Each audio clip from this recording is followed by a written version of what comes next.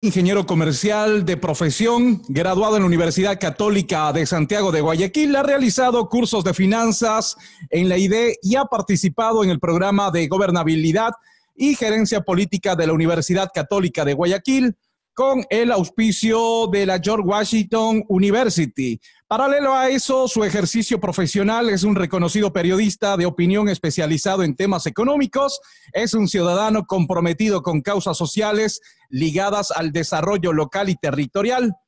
La economía popular y solidaria ha sido una de sus banderas como herramienta para erradicar la pobreza. A quien le damos la bienvenida en esta ocasión. Muy buenas tardes, Diego. Acá todavía buenos días en el Ecuador. Un fuerte abrazo y un abrazo a todos los latinoamericanos y en especial a los ecuatorianos que nos están viendo y escuchando. Nosotros encantados de poder compartir con usted. Tenemos muchas cosas que saber de usted aquí en Europa y para eso nos gustaría que continúe usted. Encantado, Diego. Bueno, mi nombre es Carlos Rabascal. Soy guayaquileño, vivo acá en Quito y estoy radicado en Quito desde hace 6 años, la capital de la República del Ecuador. De profesión ingeniero comercial, como bien lo dijo usted, Diego, graduado en la Universidad Católica de Santiago, Guayaquil, con estudios de gobernabilidad y gerencia política en la misma Universidad Católica con el auspicio de la George Washington University. A lo largo de mi carrera profesional como ingeniero comercial he estado vinculado con actividades de finanzas, seguros, economía social y solidaria, desarrollos locales y territoriales. Y en el ejercicio periodístico ejercí el periodismo durante 15 años. Me retiré hace 2 años y medio del periodismo. Los 3 últimos años de mi ejercicio periodístico lo hice en el medio público Ecuador TV. Y hoy, dedicado siempre a mi ejercicio profesional a través de la empresa del cual soy gerente general, que es Rabascal Comunicación, una empresa consultora en lo que tiene que ver con desarrollos locales y territoriales, economía social y solidaria, políticas públicas y comunicación estratégica. Y ahora, desde el año pasado, incursionando en la arena política como precandidato a la presidencia de la República. Se habla que usted no solo cuenta con el apoyo de los movimientos afines a la Revolución Ciudadana, sino que cuenta también con el apoyo del expresidente Rafael Correa. Bueno, usted sabe que en el tema de la política no hay secretos guardados y lo que más hay es rumorología, pero en efecto con Rafael tenemos una amistad de larga data desde cuando éramos estudiantes del Colegio San José La Salle, desde la primaria. Yo soy 2 años mayor que él y tenemos una amistad y una relación muy cordial. Hemos hablado de la posibilidad y estamos conversando de la posibilidad del auspicio de la Revolución Ciudadana que lidera Rafael Correa y en ese sentido pues estamos dialogando con base a acuerdos programáticos. ¿En qué coincidimos? Coincidimos en una tendencia, la tendencia del progresismo. Y en este momento, sobre esa tendencia de ese nuevo progresismo que le digo yo, que debemos implementarlo en el Ecuador para retomar el rumbo del país, estamos conversando y eventualmente veamos si podemos llegar a un acuerdo. ¿Se podría decir que usted maneja un lenguaje unificador de los movimientos afines a la Revolución Ciudadana? Definitivamente que sí, porque esa es la idea. La idea es unificar la tendencia. Recordemos que para poder sacar a un país adelante en medio de una crisis, lo importante es unir esfuerzos, porque si seguimos desunidos y si seguimos desagregados, mal podemos optimizar los esfuerzos y los tiempos. Y estas elecciones que se van a dar en el Ecuador, Diego, en febrero y en abril del próximo año, no solamente representan fechas electorales, se plantea un gran reto para el progresismo, porque en este momento lo que se está aplicando es una política de carácter neoliberal y se ha alejado básicamente de todo aquello que se hizo durante los 10 años del gobierno de Rafael Correa, donde se comenzó a establecer un proceso de construcción de una sociedad de bienestar. Y eso es lo que tenemos que recuperar ahora, esa división de desarrollo que ponga al ser humano por encima del capital financiero y más aún de ese capital financiero especulativo que tanto ha deteriorado en estos 3 años a la ciudadanía ecuatoriana. En este son de unificar a los movimientos, ¿quedaría por fuera Alianza País? Definitivamente, sí. Categóricamente sí, quedaría por fuera, porque Alianza País, a ver, Alianza País tiene dos etapas. La Alianza País que fundó y constituyó Rafael Correa y Alianza País actual que fue secuestrada por el gobierno de Lenín Moreno y que representa políticas neoliberales. Y yo no puedo hablar con aquellos que representan políticas neoliberales que son concentradores de riqueza, pero grandes constructores de pobreza. Estaríamos hablando que volveríamos al alineamiento que en su principio era el alineamiento económico y político que llevaba el expresidente Rafael Correa. En la matriz general, evidentemente que sí, pero yo soy partidario de construir sobre lo construido. Rafael ya dejó un trabajo hecho en términos de una constitución que es reconocida internacionalmente porque es reivindicadora y garantista de derecho. Pero ahora hay que continuar. Él hizo una infraestructura que los economistas llaman competitividad sistémica y está ahí, que facilita la producción. Pero en 10 años es difícil cerrar las brechas socioeconómicas y culturales que hay en el Ecuador. El Ecuador forma parte de Latinoamérica y como usted muy bien sabe, Diego, Latinoamérica es la región más desigual que existe en el mundo entero. Por tanto, hay que seguir continuando el proceso.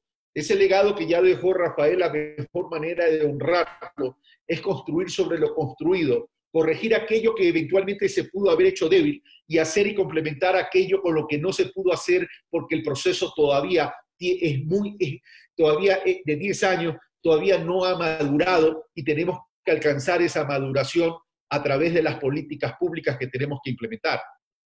Con lo cual se está diciendo que hoy por hoy, entonces, con el actual gobierno se ha hecho un retroceso económico. ¿Qué es lo que se va a hacer? ¿Cómo se va a trabajar? Pruebas al canto, Diego. Incremento de la inequidad, incremento de la pobreza, incremento del desempleo, mayor concentración de la riqueza y prácticamente un gobierno que ha precarizado el trabajo y que violenta de forma inconstitucional los derechos de los ecuatorianos.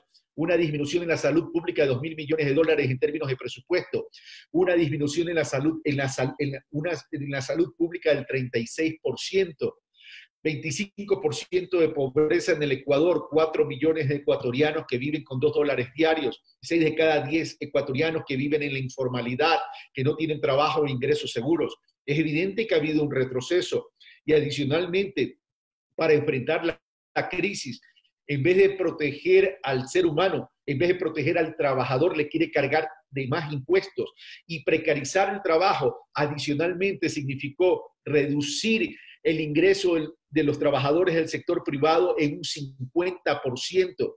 Y en vez de asumir un liderazgo y decir que quedan prohibidos los despidos en el Ecuador, deja abierta la posibilidad de los despidos y pone en desequilibrio a negociar a trabajadores con empleadores que si no le aceptan la reducción del 50%, los pueden despedir. Y adicionalmente, esa reforma tiene que ver con 2 años que el sector productivo puede mantener esa precarización con la posibilidad de incrementar 2 años adicionales, es decir, por 4 años.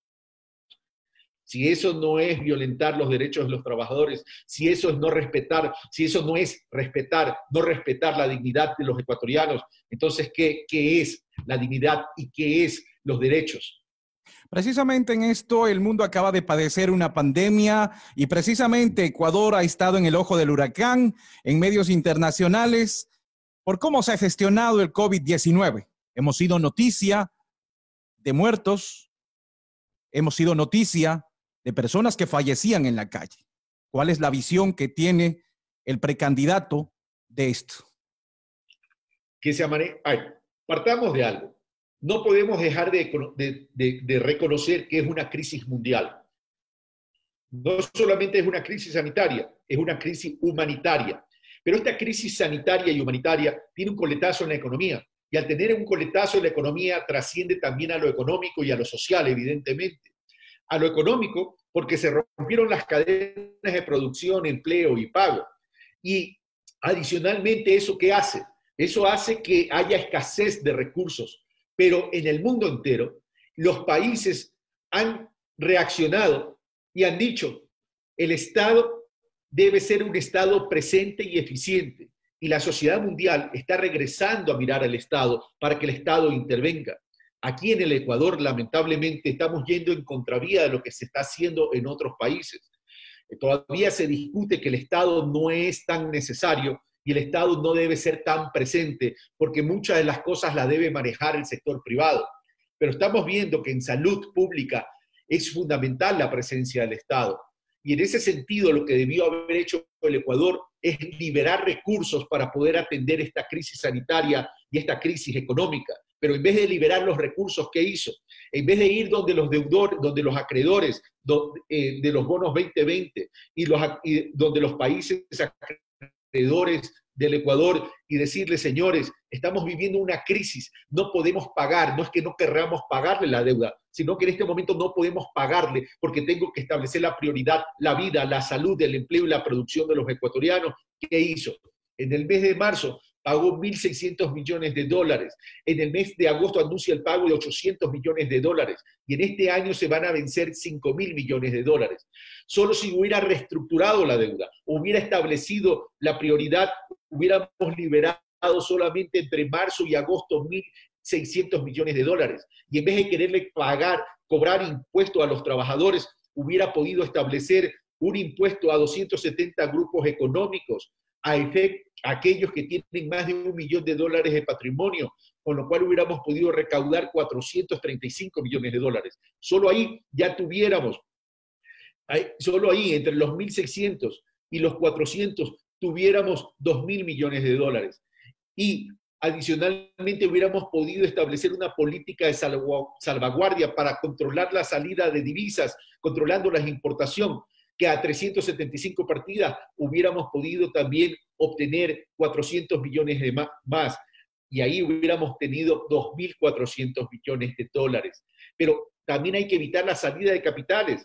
Acuérdese que en febrero del 2015, Diario del Universo, ¿qué publicó? Una nota con base en reportes de la banca suiza que decía que se habían llevado a paraísos fiscales 30.000 millones de dólares. Y entre enero y abril de este año han salido capitales por el orden de 1.700 millones de dólares.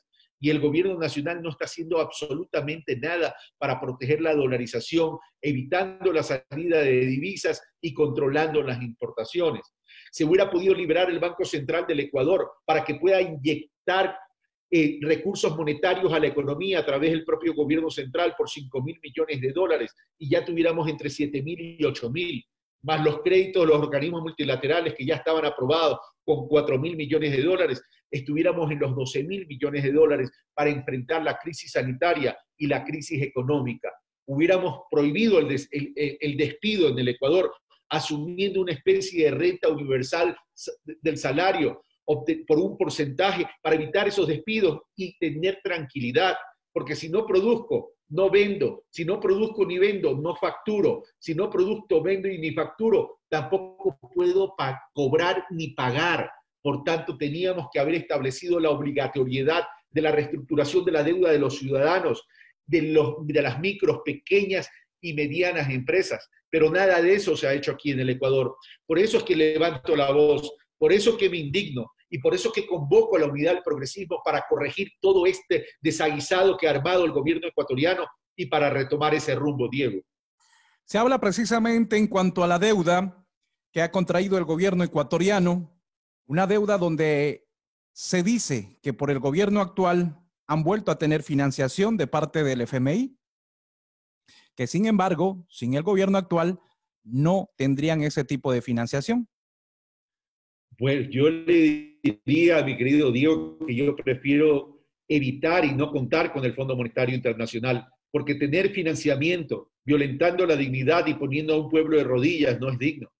Yo prefiero no tener ese tipo de financiamiento. Y hablemos las cosas claras. La diferencia entre el gobierno de Rafael Correa y este gobierno es abismal en términos de endeudamiento. Primero, porque la deuda que se adquirió en el gobierno de Rafael Correa sirvió para incorporar esos recursos monetarios en la economía real, en la economía de la producción, en la economía de los servicios. Y eso generó trabajo, eso generó empleo, eso posibilitó la inversión en salud y en educación. Eso permitió construir vías, permitió construir hidroeléctricas, permitió construir represas, permitió construir escuelas a nivel de todo el territorio ecuatoriano y centros de salud hospitalarios a nivel de todo el territorio ecuatoriano. No solamente que se reivindicaron los derechos, sino que adicionalmente, al estar en la economía real, se produjo trabajo, por lo cual se disminuyó la inequidad, se disminuyó la pobreza, se disminuyó el desempleo. Y la economía era dinámica, la economía venía creciendo adecuadamente, a pesar del terremoto del 2016. En el 2017, año en que termina el gobierno de Rafael Correa, el crecimiento económico, a pesar de esa crisis, estaba entre el 2.8 y 3%. Este gobierno, a la fecha, el gobierno de Lenín Moreno, se ha endeudado en más de 21.000 millones de dólares. Pero ¿cuál es la diferencia con el gobierno anterior? Que no lo incorporó en la economía real, que no generó empleo, que utilizó ese recurso solamente para sustituir deuda, en vez de entrar a un plan de reestructuración estructural e integral de la deuda, y además para financiar importaciones. Así no se construye empleo, así no que se construye una nación con pilares fundamentales para su sostenibilidad, viabilidad y factibilidad, mi querido Diego. La forma de la economía con la que se maneja un plan de ahorro que se ha mencionado del actual gobierno ha hecho que realicen muchos recortes. Nosotros como migrantes hemos sido unos de los afectados al tener recortes en consulados. Nos han quitado consulados de diferentes ciudades que contaban con sus instituciones, sus diplomáticos para realizar documentación, para poder tener un respaldo fuera de nuestro país. Sin embargo, aquí en España hemos tenido la reducción de consulados en esa escala que se viene diciendo que el gobierno actual está en un punto de ahorro. Ahorro, llamar a decir el deterioro del Estado, eso no se llama ahorro, eso se llama tremenda irresponsabilidad. El ahorro tiene que ver con la posibilidad de utilizar los recursos para optimizar y contribuir con el desarrollo del Ecuador. Para estos gobiernos neoliberales, ¿el ahorro cuál es? El ahorro es tener el dinero guardado o achicar el Estado y despedir o precarizar el trabajo, disminuir los ingresos a pretexto de la mal llamada competitividad. Para ellos eso es el ahorro. Pero vamos, reconozcamos que somos un país dolarizado y como país dolarizado tenemos que aprovechar el último centavo de los recursos que tenemos. Por eso, el ahorro en el gobierno de Rafael Correa se lo vio en la inversión y ahí están los resultados. Pero acá la política de austeridad responde tan solo a las recetas del Fondo Monetario Internacional, que es eliminación del déficit fiscal, achicamiento del aparato estatal, apertura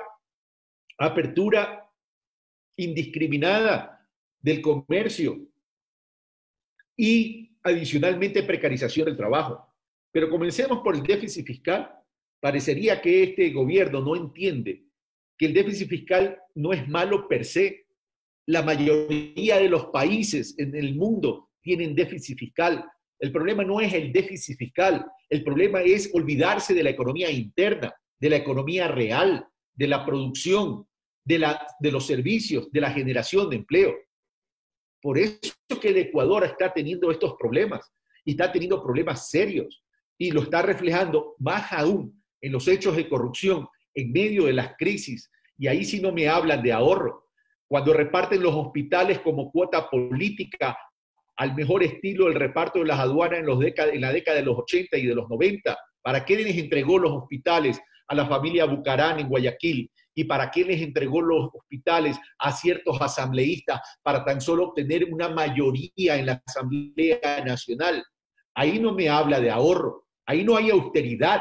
Es decir, cuando no lucha contra la corrupción y facilita el robo en el sector público, pero sin embargo, si quiere perjudicar llamándole ahorro, a bajar el ingreso a los trabajadores ecuatorianos y bajar el presupuesto de inversión a la salud y a la educación pública y a la política exterior, ahí sí le llama ahorro. Por favor, seamos coherentes con esto.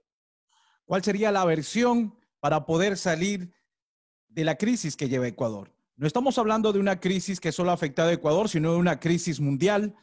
Las grandes potencias lo están sufriendo Y en sí, países como el nuestro, países más pequeños, tienen que tomar medidas rápidas. En la parte económica del precandidato, ¿cuáles serían las medidas que se tienen que tomar precisamente para paliar todo lo que está pasando? Hace un momento algo le dije y lo compartí ya, Diego. Yo hablo de un plan de contención y más un plan de reactivación. Pero permítame de nuevo repetir el plan de contención a efectos que quede claro. ¿Qué medidas tendríamos? Primero, proteger el empleo, la producción y evidentemente la vida y la salud. ¿Cómo? Liberando recursos. Porque esta crisis se la maneja con recursos. Mientras en el mundo los bancos centrales inyectan recursos monetarios a la economía, aquí no se habla de eso. Le hablaba, solamente entre marzo y agosto hubiéramos podido liberar 2.400 billones de dólares de la deuda externa. El impuesto patrimonial a aquellos grupos económicos que tienen más de $1 millón representaría una recaudación de 400 billones de dólares. La política de salvaguardia, 375 partidas, representarían 400 millones más. Solo ahí tendríamos 3.200 billones de dólares. Solo ahí. Liberar al Banco Central para que a través de un sobregiro inyecte 5.000 o 6.000 millones de dólares. Tendríamos 8.200 millones de dólares. Claro que esos recursos monetarios de 5.000 millones del Banco Central luego tendríamos que recuperarlos. Y los 4.000 millones que ya están aprobados hace tiempo de organismos multilaterales por 4.000 millones de dólares, tendríamos 12.200 millones de dólares para inyectarlo a la economía. Uno, fortalecer la salud pública con esos recursos. Mantener y fortalecer la educación pública, que es fundamental. Dos, reestructurar todos los créditos vencidos de los ciudadanos, de las micro, pequeñas y medianas empresas a través de estos recursos y adicionalmente inyectando capital de trabajo a la economía social y solidaria de las micros, pequeñas y medianas para que no paralizar el sistema productivo, para cuidar la seguridad alimentaria, para cuidar el sector agroindustrial, que solamente entre el sector agropecuario y el sector industrial generan el 41% del trabajo en el Ecuador. Pero no nos podemos quedar ahí tan solo. Eso en cuanto a términos de plan de contención. Vamos al plan de reactivación. Establecer una disminución de las tasas de interés, pero con decisión, no dejarlo al libre albedrío de los bancos. Bajar la tasa de interés al 5 o al 6% para que se puedan reestructurar esas deudas, porque en una economía dolarizada y en medio de una crisis, no podemos estar pagando 13, 14, 15, 17 o 18%. Esas son las políticas que vamos a necesitar. Decirle a la banca, regresen los fondos que están en el exterior y colóquenlos en el Banco Central porque los necesitamos. Y adicionalmente, establecer en ese plan de reactivación un plan estratégico de corto, mediano y largo plazo a través de la implementación de la economía social y solidaria, fortaleciendo y recuperando el cooperativismo a través de los conceptos de asociatividad, creando nuevos modelos de producción y de servicios para poder generar encadenamiento, para agregarle más valor, proteger la producción nacional, crear más valor que puedan representar productos exportables, implementar un IVA diferenciado para los productos nacionales, para favorecer la producción nacional y cuidarnos de la importación. Cuidado, nos descuidamos. Recuerde, Diego, que en el año 2018 el déficit de la balanza comercial ecuatoriana era de menos 4.800 millones de dólares. Al año 2019, el déficit de la balanza comercial fue de 3.700 billones. Nosotros tenemos una economía en términos de estructuración débil porque dependemos mucho del precio del petróleo. Y cuando el precio del petróleo le da gripe, al Ecuador le da pulmonía. Por tanto, tenemos que comenzar a crear otros modelos económicos internos para generar crecimiento endógeno que nos sirva como base de amortiguador cuando vengan los shocks externos. Esas son propuestas. Esas son propuestas que nos pueden ir sacando adelante. Uno a contener, luego a recuperar, luego a estabilizar y luego crecer en la economía. Esto nos quiere decir que usted va a poder formar un frente también con todos los medios políticos, los medios privados, porque eso es uno de los males que ha quejado siempre a Ecuador. Hay poderes fácticos que han estado siempre en su posición y eso es lo que van a poder realizar en Ecuador, van a poder nuevamente unificar. A ver, no confundamos las cosas. No confundamos las cosas. Una cosa es los poderes fácticos y otra cosa es el sector productivo privado, donde también participan micros, pequeños y medianos. Y eso no son poderes fácticos. Si en el Ecuador lo que tenemos que hacer es articular con la economía, articular con esos sectores de la economía social y solidaria, porque solo ellos pueden generar entre el 60 y el 70% del trabajo. Yo no voy a negociar con los poderes fácticos. Reivindicar los derechos de los ciudadanos y de las ciudadanas es generar trabajo y generarles trabajo de calidad, porque si no genero trabajo de calidad, ellos no van a tener ingresos. Y además, al no tener ingresos, no solo que no van a poder sustentar a sus familias, sino que no van a poder aportar a la seguridad social, y estoy creando un problema mayor, estaría creando un problema mayor. Entonces tengo que ver todo el encadenamiento del problema para que también la solución tenga todo el encadenamiento para neutralizar ese problema. Entonces no confundamos. Una cosa es el poder fáctico, concentrador de riqueza y gran constructor de pobreza, y otra cosa es el sector privado de los vulnerables y de la clase media, donde ellos merecen. Para ellos tenemos que gobernar, para ellos tenemos que explicar las políticas públicas y rescatar. Usted, Diego, pertenece a un medio, y ese medio es privado, pero claro, ejerce una función pública, porque la información y la comunicación es un derecho para todos los ciudadanos, pero es un medio privado. Señor Rabascal, precandidato, o ya diríamos candidato, o se va a someter a unas primarias. ¿Se van a realizar unas primarias?